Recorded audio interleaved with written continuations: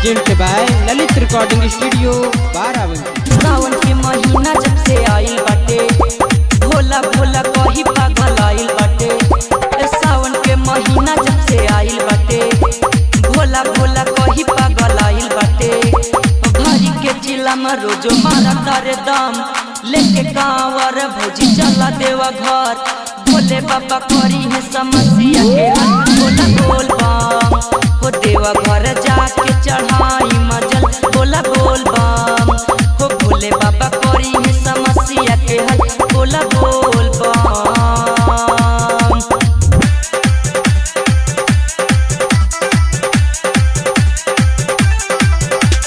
DJ Lal ji Jahanabad, DJ Lal ji Jahanabad, DJ Lal ji Jehanabad.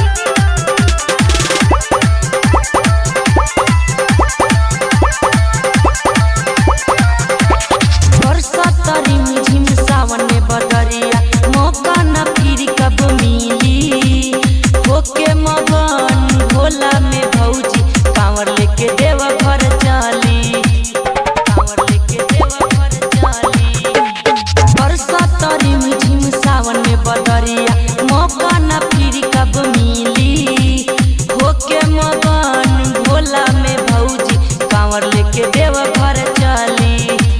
बेला के पतैया पतिखा बोला बम, लेके कांवर भौजी चला देवा घर। मारी के चिलम झूमत रहा हरदम, बोला बोल बम हो देवा घर जाके चढ़ाई मजल। बोला बोल बम भोले बाबा करी है समस्या के हल, बोला बोल बम। Present by Lalit recording studio Barabanki. DJ Lal ji Jahanabad, DJ Lal ji Jahanabad, DJ Lal ji Jehanabad. मनवा रंगाइल बा भोले के रंग में, हमारा के कुछ नहीं सोहेला।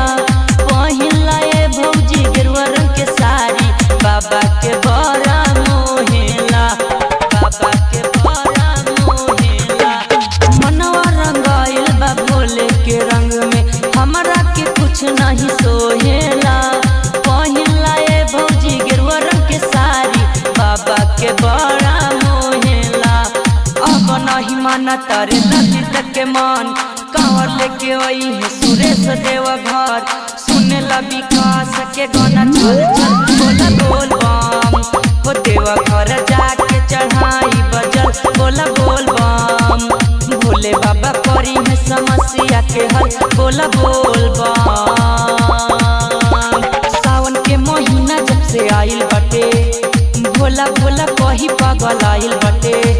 सावन के महीना जब से आइल बाटे, भोला भोला कही पागल आइल बाटे। भरी के चिलम रोज मारा तारे दम, लेके कांवर भौजी चला देवा घर।